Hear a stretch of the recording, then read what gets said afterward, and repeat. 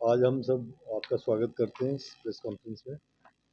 और जैसा आपको पता है, इस प्रेस कॉन्फ्रेंस में हम शालीमार बाग में जो 10 जनवरी को सेंसेशनल मर्डर और ब्लाइंड केस था, उसके सॉल्विंग के बारे में बताएंगे। ये केस बहुत ही कहते हैं कि आजकल सीसीटीवी फुटेज भी है, सब कुछ है, उसके बावजूद ये एक्चुअल में बहुत ही कठिन केस था, क्योंकि इसमें जो तार जोड़े गए वो बहुत दूर दूर से तार जोड़े हुए थे। और क्रिमिनल्स ने पूरी सावधानी बरती थी कि कहीं पे कोई सुराग ना बचे। हालांकि शक भरत यादव पे शुरू से था कि क्योंकि इनका पुराना डिस्प्यूट था, बट उसका पिछले 2 साल से अता पता नहीं था। वो 2 साल से बिहार में रह रहा था, जो अब हमें पता चला जब हमने उसको वहां से गिरफ्तार किया। तो उसने ये सारी कॉन्स्पिरेसी रची।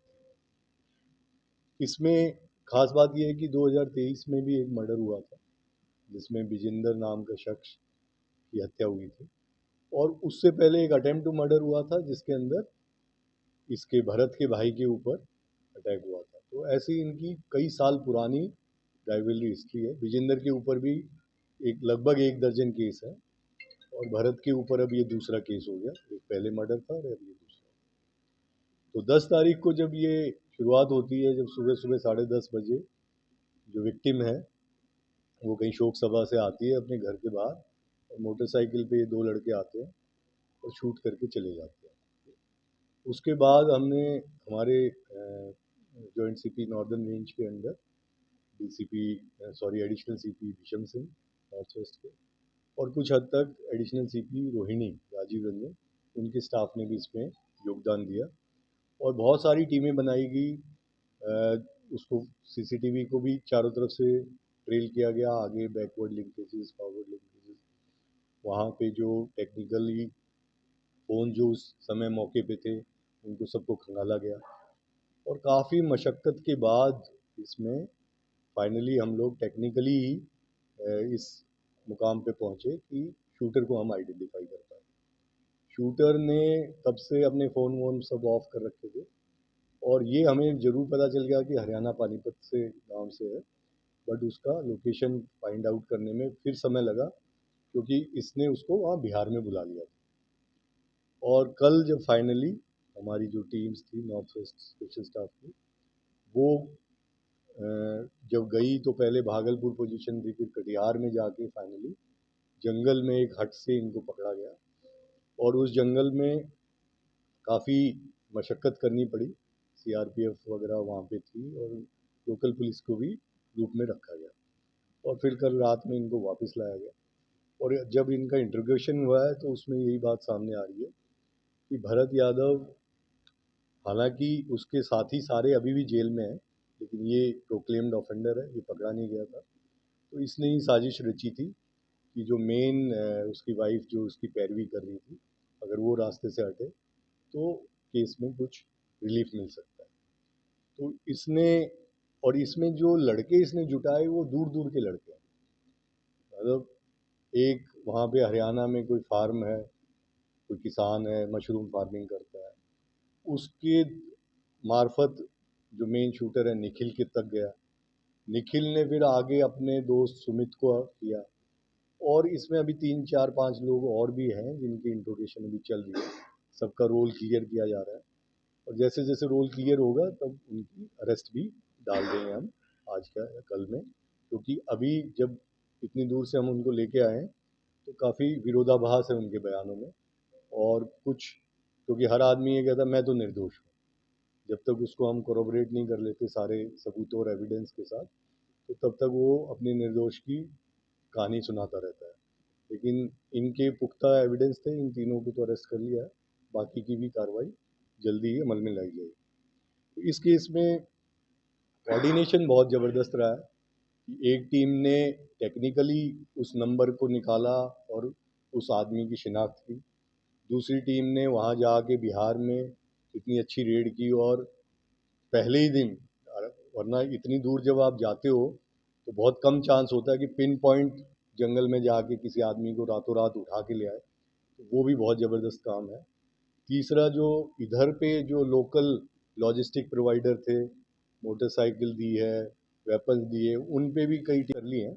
उसकी अरेस्ट आज कल में हो जाएगी। तो कुल मिला के जॉइंट सीपी विजय के नेतृत्व में भीषम ने बहुत अच्छा काम किया, उनकी टीमों ने, और सभी टीमों ने बेहतरीन कोऑर्डिनेशन के साथ काम किया। जैसा आपको पता होगा, जब दिल्ली पुलिस में कोई सेंसेशनल केस हो जाता है और उसकी क्लू नहीं मिलता, तो हमारी क्राइम ब्रांच, स्पेशल सेल, सब लोग उसमें, बल्कि बाकी डिस्ट्रिक्ट्स भी, अभी जैसे नॉर्थ डिस्ट्रिक्ट ने ईस्ट और पश्चिम बिहार की फायरिंग बिश्नोई गैंग वाले पकड़े गए, तो सभी का कंपटीशन रहता है, हेल्दी कंपटीशन, कि हम भी कोशिश करें।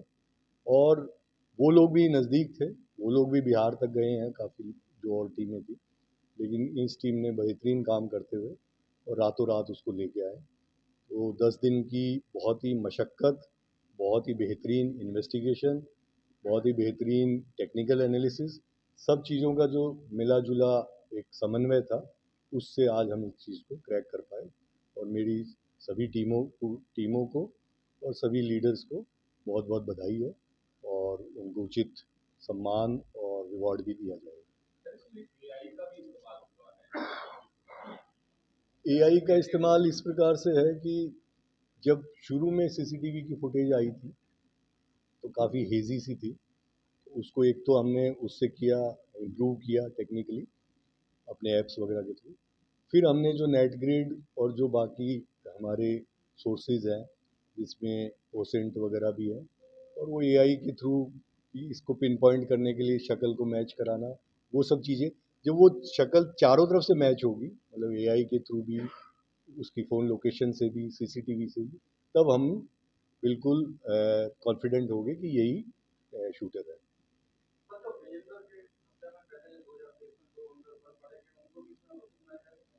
अभी देखिए, मैं इसीलिए मैं आपको कह रहा हूँ, क्योंकि वो अंदर हैं, कॉन्स्पिरेसी में हो सकता है किस किस का रोल निकल के आएगा। 3-4 लड़के तो ऑलरेडी हमारे पास हैं जिनको हम पूछताछ कर रहे हैं, इन 3 के अलावा। एक संजू भी है, 3-4 लोग हैं।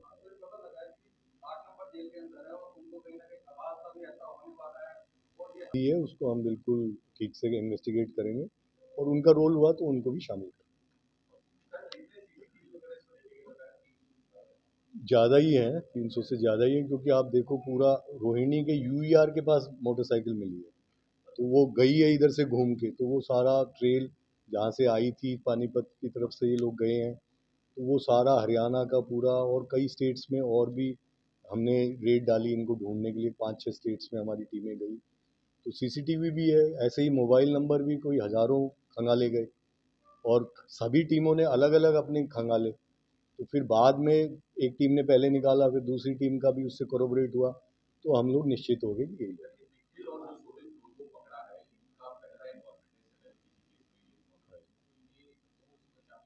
अभी इसमें भी अभी आज क्लियर करेंगे इसमें कि कितना अमाउंट का ट्रांजैक्शन हुआ है, कितने की सुपारी थी।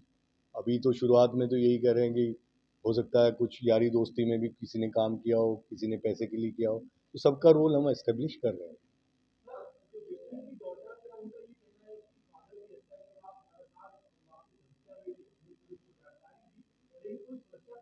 वो देखिए, वो जो था 2023-24 में ऐसी चीज़ें हुई थी, और उस समय एक्शन भी लिया गया था, लेकिन हाल फिलहाल में 1-1.5 साल से ऐसा लग रहा था कि कुछ इस तरह का डेवलपमेंट नहीं हुआ था, तो उस चीज़ों को भी हम देख रहे हैं, अगर उसमें कोई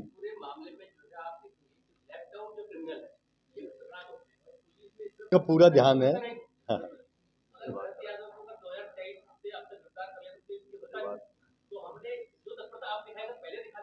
हाँ बिल्कुल, आपसे आपकी बात का मैं जवाब दे रहा हूँ।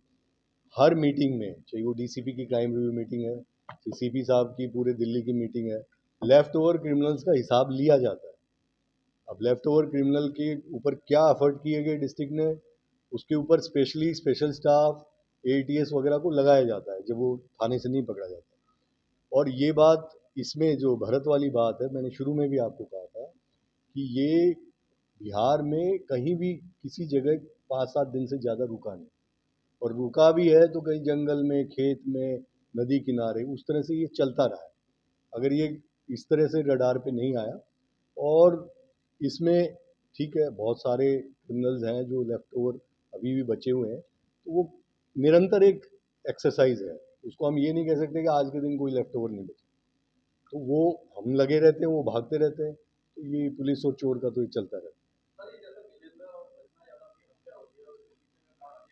ये रंजिश थी प्रॉपर्टी के ऊपर, एक कोई 200-250 गज का प्लॉट है वहाँ पे, कोई कट्टे वाला मंदिर के सामने। उसके ऊपर ही पहले के जो 2 केस हैं, 2-3 केस हैं, उसके ऊपर भी वो था। और वो रंजिश के अलावा इनका वैसे भी एक वो रहा है कि जो पहले रचना के जो हस्बैंड है, उसके ऊपर भी करीब 10 केस हैं और यूपी, उत्तराखंड और दिल्ली वगैरह में है। तो इसको जो अभी इंट्रोगेट कर रहे थे, अब इसमें कितनी सच्चाई है वो देखनी पड़ेगी। ये बोलता है कि हमने उसको इसलिए मारा था विजेंद्र को, क्योंकि हमें डर था कि वो पहले हमें मार देगा, जो एक्चुअली बदमाशों में कई बार होता भी है कि हम नहीं मारेंगे तो वो मार देगा। तो इसका ये कहना है, बाकी देखते हैं जो सही हो। ठीक है।